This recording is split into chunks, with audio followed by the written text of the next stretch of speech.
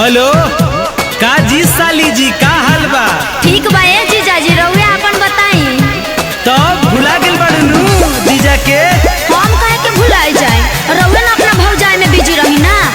अरे भौजी हमार धन हई क्यों भैया के धन हई? अरे छोटा किंग सुन रे, अभाग दिन भरी हो चिल्लाते रहेली, लीर और भौजी बोलावे लगली, रुक जाई थोड़ा देर।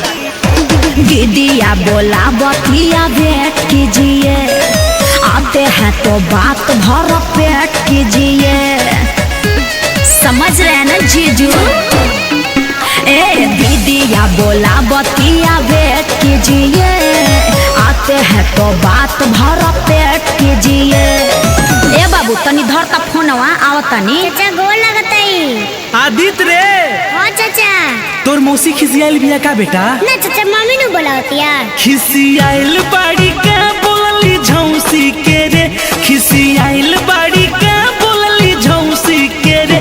बेटा का हाल बा तोरा मौसी के रे, बेटा का हाल बा तोरा मौसी के रे।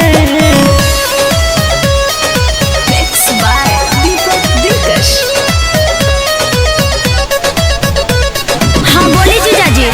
अरे हालो चल ना कहलू ह चल गइलू ह, कोनो बात बा का? बात का होइले सुनी, जरा तो रहे जीजा चूल्हे